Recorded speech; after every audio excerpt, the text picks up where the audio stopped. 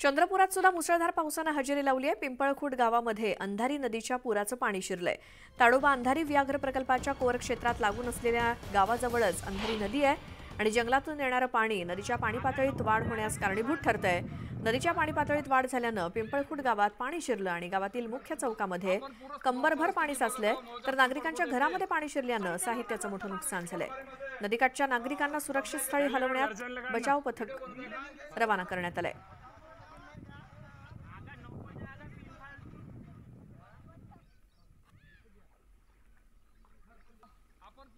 परिस्थिती बघत आहोत मौजा पिंपळखुट येथील।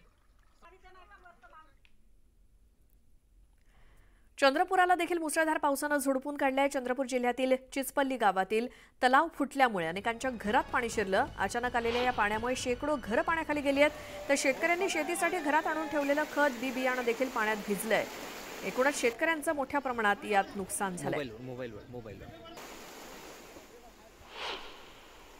चंद्रपूर जिल्ह्यात मागील 24 तासापासून मुसळधार पाऊस होत आहे, त्याच्यामुळे अनेक गावं जी आहेत ते प्रभावित झालेली आहे।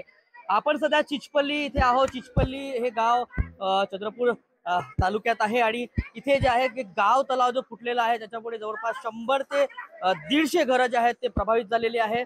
इथले जे नागरिक आहेत त्यांना काही ज्या ठिकाणी आहे सुरक्षित ठिकाणी हलवण्यात आलेलं आहे, परंतु मोठ्या प्रमाणात जो आहे तो घरांचा नुकसान झालेलं आहे। जवळपास 150 ते 200 घरी पाणी घुसलं असल्यामुळे त्यांचे जे अन्नधान्य आहेत किंवा इतर जे साधनं आहेत ती जे त्याच्यामुळे त्याला ती खराब झालेली आहे।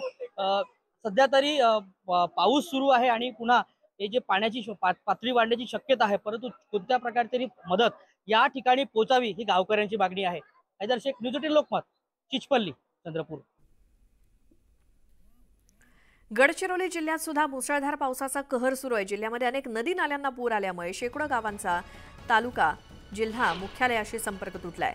गडचिरोली जिल्ह्यातले 30 मार्ग बंद पडलेत। गडचिरोली जिल्ह्याला नागपूरशी जोडणारा राष्ट्रीय महामार्ग पाल नदीला आलेल्या पुरामुळे बंद पडलाय आणि दोन्ही बाजूंना वाहनांच्या रांगा लागल्यात।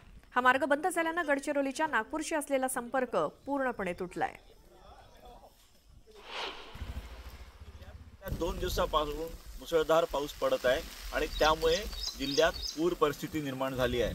सगळ्यात महत्त्वाचं म्हणजे अतिदुर्गम असलेल्या भामरागड तालुक्याचा संपर्क तुटलेला आहे। पर्लकोटा नदीवरील पूल हा पाण्याखाली गेला आहे। भामरागड तालुक्यासह 100 गावांचा संपर्क तुटला आहे। रात्री उशिरापर्यंत भामरागडची बाजारपेठ पाण्यात बुडाली होती। नागरिकांना प्रशासनाने सुरक्षित स्थळी हलवलं होतं। त्याचाच या पुराचा सर्वाधिक फटका हा गावांना बसलेला आहे, कारण जी गावं आहेत त्या गावांचा संपर्क कसा तुटला आहे हे बघू शकता। हा नागपूरला जाणारा गडचिरोली नागपूर मार्ग आहे। हा मार्ग रात्रीपासून बंद पडला आहे, त्यामुळे गडचिरोली जिल्हा मुख्यालयाचा नागपूरशी असलेला वाहतुकीचा संपर्क पूर्णपणे तुटलेला आहे। ही पाल नदी आहे। या पुलावरून रात्री एकाने ट्रक टाकला होता, तो ट्रक जाऊन तिथं फसलेला आहे। सुदैवाने त्यातले ड्रायव्हर, चालक, कंडक्टर हे सगळे तातडीनं बाहेर निघून गेले।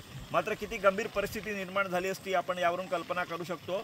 आणि संपूर्ण वाहतूक दोन्ही बाजूने वाहनांच्या रांगा लागलेल्या आहेत। ही परिस्थिती या ठिकाणी आहे। गडचिरोलीचा संपर्क नागपूरशी तुटलेला आहे। भामरागडचा संपर्क तुटलेला आहे। दक्षिण गडचिरोलीच्या 5 तालुक्यांचा जिल्हा मुख्यालयाशी संपर्क तुटला आहे, कारण चामोर्शी मार्गावर शिवनी नाल्यावर पूर आहे। दुसरा महत्त्वाचं म्हणजे जिल्ह्यातले 30 मार्ग बंद आहेत। हे 30 मार्ग बंद असल्यामुळे जिल्ह्यातल्या अनेक गावांचा तालुका मुख्यालयाशी, जिल्हा मुख्यालयाशी संपर्क तुटलेला आहे। 2 राष्ट्रीय महामार्ग आहे। आपण या ठिकाणी बघा, मी तुम्हाला दाखवतो, झूम केल्यानंतर तुम्हाला दिसेल वाहनांच्या कशा रांगा लागलेल्या आहेत। त्या ठिकाणी गडचिरोली पोलीस तैनात आहेत। कुठलाही अनर्थ होऊ नये, वाहनं पाण्यातून टाकू नये या दृष्टीने प्रशासनानं, जिल्हा प्रशासन, पोलीस प्रशासनानं कडक निर्देश दिलेले आहेत। त्यामुळे रात्रीपासून या ठिकाणी पोलीस तैनात आहेत। राज्याचे उपमुख्यमंत्री देवेंद्र फडणवीस यांनी काल दिवसभर ते प्रशासनाच्या संपर्कात होते। जिल्हाधिकारी संजय दैने यांना त्यांनी निर्देश दिलेले आहेत। नागरिकांना कुठल्याही पद्धतीने त्रास होऊ नये, त्यांना ज्या आवश्यक सगळ्या सुविधा आहेत त्या पुरवा। आणि जिल्हाधिकारी स्वतः अलर्ट मोडवर आहे। काल रात्रीपर्यंत उशिरापर्यंत जिल्हाधिकारी संजय दैने फिरत होते। आता ही परिस्थिती अशी आहे की अजूनही पाऊस थांबलेला नाही आहे, त्यामुळे हे पाऊस कधी थांबेल त्यानंतर पूर परिस्थिती आटोक्यात येण्याची शक्यता आहे। गडचिरोली शहरामध्ये सुद्धा पाणी अनेक ठिकाणी सखल भागात शिरलेलं आहे।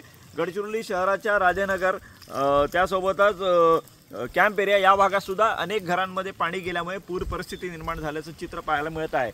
एकूणच पाऊस थांबल्यानंतरच पूर परिस्थिती आटोक्यात येईल अशी शक्यता आहे.